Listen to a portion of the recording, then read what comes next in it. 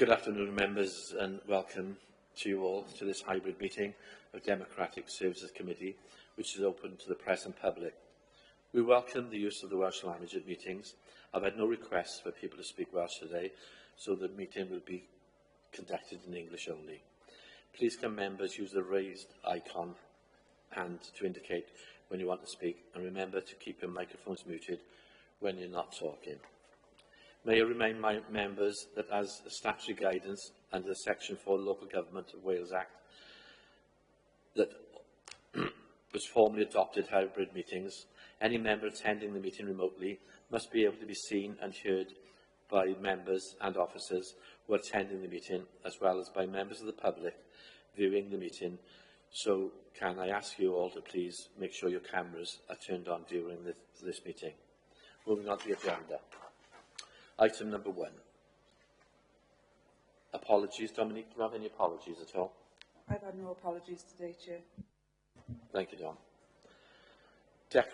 Declarations of interest. The members who are interested to declare?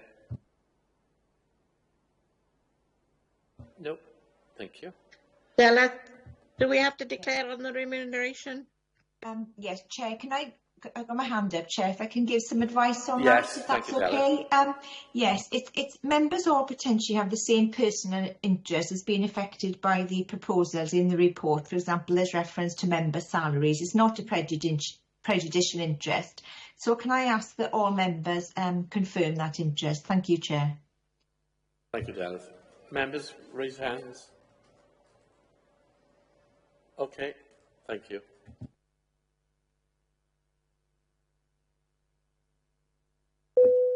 Item number 3 then, minutes of the Democratic Services Committee held on the 10th of October 24. Members, could you possibly state whether you have anything to raise in relation to the minutes? If not, I will take them as approved. No, thank you for that, members. Item number 4, action sheet.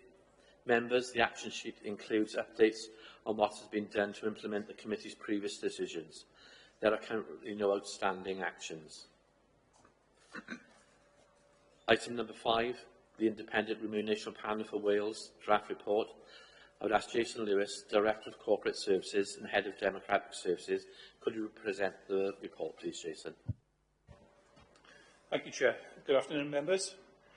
This draft report is presented to this committee every year with the purpose of highlighting the proposed determinations for the forthcoming financial year in relation to member payments and allowances, and to highlight the opportunity for members to make representations to the panel on its contents. The determinations in the draft report that is included as an appendix to this report include the basic level of salary for elected members of principal councils is being set at £19,771. The salary of the leader of the largest group council, Group A, would be £74,141. We fall into Group C, and the remuneration for the leader of this council will be £63,020. All of the payments have been decided in reference to this. All payments are set out in Table 1 of the draft report. The salary of the chair of a joint overview and scrutiny committee will be £9,886. The salary of the vice chair will be £4,943. The basic pay of members of national park authorities and fire and rescue authorities has been increased, and all these payments are set out in Table 2 of the report. For co-opted member payments, the panel proposes that there should be local flexibility for the relevant officer to decide when it is appropriate to apply a day or a half-day rate, or to use an hourly rate, where it is sensible to aggregate a number of short meetings. The full and half-day rates remain unchanged from 2024 to 2025. The only change is the stipulation of hourly rates as set out in Table 3. Co-opted lay members of corporate joint committees will be paid on the same basis as co-opted lay members with voting rights of other bodies within the local government family, as is set out in Table 4. Members of community councils and town councils will be paid £156 a year, or equivalent to £3 a week, towards the extra household expenses, including heating, lighting, power and broadband of working from home. and councils must either pay their members £52 a year for the cost of office consumables required to carry out their role, or alternatively councils must enable members to claim full reimbursement for the cost of their office consumables. Compensation for financial loss is an optional payment. Previously, the panel determined that an appropriate level of payment should be set at the daily rate benchmarked against the annual survey of hours and earnings.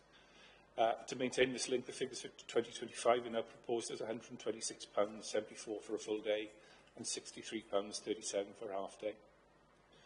The panel proposes that from September 2024, the returns need only show the total amount paid in respect of the mandatory payments mentioned above.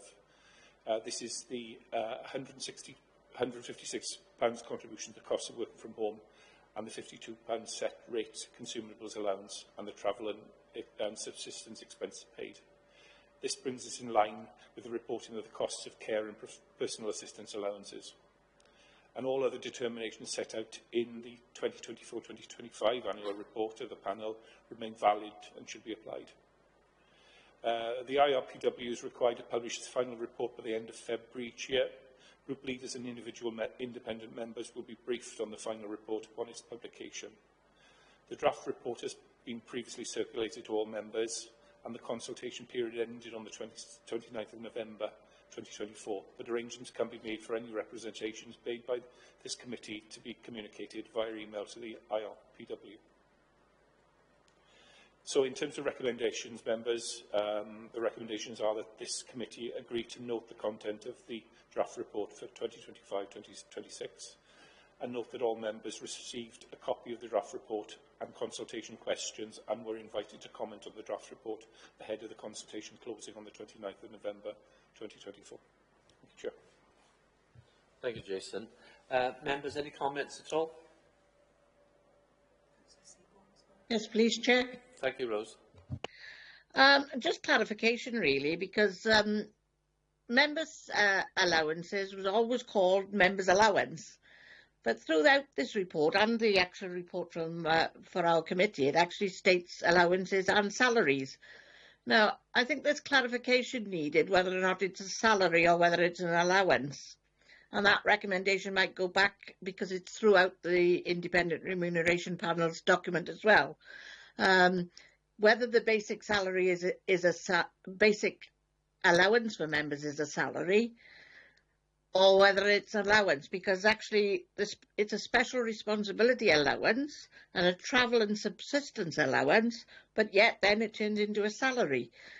This is pertinent because whenever it came about with the winter fuel allowance debate, etc., whenever you check whether or not an elected member is allowed a benefit of some sort, like pension credit or something like that, it requires you to put down whether you have a salary or whether you don't have a salary and it's an allowance. So I think there's some clarification needed. When I joined the council many years ago, it was always a member's allowance. I know it's gone up over the years and it changed within the payment of councillors, but I think there's a need for some clarification of what is a salary and what is an allowance.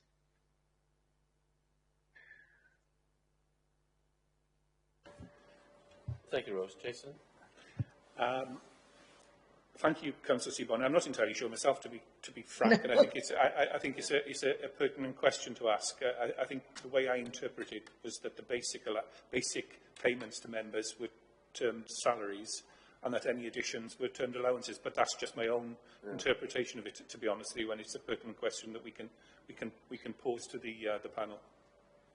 Thank you. It does actually affect people claiming any benefits of any, elected members claiming any benefits of any sort. Certainly, it was a question asked on the winter fuel allowance. Whether you've got what your salary is and what your income is, and it depends whether or not it's classed as an allowance and whether it's classed as income or whether it's payment in lieu of services rendered. Yeah, thank you for that, Rose. It's a very relevant question, that. Jason can look into that. Any other questions, members? Any comments? I'll go after Stuart.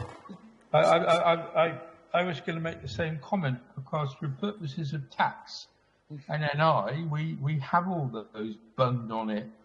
If you're going to get advice off the CAB, which I do for other purposes as a carer, we have that put on to our salary stroke allowance, and it's, as they say, taken into consideration.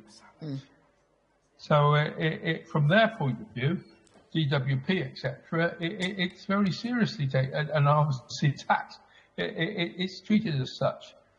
In the old days, with other allowances, when you were a community council, at one time that was treated as a stipend.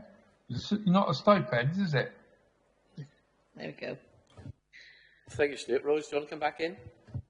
No, I just thought it might be worth, putting that point of view to the remuneration panel. I wasn't at the last meeting, but as we can email through any comments or suggestions, it might be that we need that clarification, please. Thank you, Rose. Yeah. We'll take that back, Councillor Seaborn, and ask that question. Thank you. I have one further question. It's regarding the Fire Authority, because obviously the board was removed from the Fire Authority. I don't know who removed it or who was responsible for removing it, but I was just checking what's happened to the payments that those elected members to those authorities were due. And if they ceased, is it just gone into council or has it gone back to Welsh Government? I don't know what happens to it. Again, another thing that we'll have to find out from the panel on Councillor Seaborn. Thank you. And my further question was, is all elected members' allowances equitable across the councils that are actually the same size? So is Caerphilly paying the same price for their chair of scrutiny as we are? The standard allowances, salaries, whatever they termed, are common across all authorities. Right, thank you. So within the report, we are banded. So there's certain salaries, senior salaries, that are different depending on the size of, the size of the authority. Yeah, I didn't know whether it was choice of leadership or members, or whether it was allocation. Thank you. That's me finished. I can go now. Thank you, Rose. Any other comments from members? If not, then recommendations are on page 15. Are all members in agreement with the recommendations? Could you raise your hands, please? Yep, thank you very much, everybody. Agenda item 6 then, date and time of next meeting. It should be agreed in due course, and members of the committee will be notified. May I thank everyone for being in attendance this afternoon. Not very long. I mean, it's a good job you're at home. Saves coming up here for 15 minutes, doesn't it? Thanks very much. See you at the next meeting. Thank you, Chair. Bye. Bye, everyone. Thank you, Chair. Bye.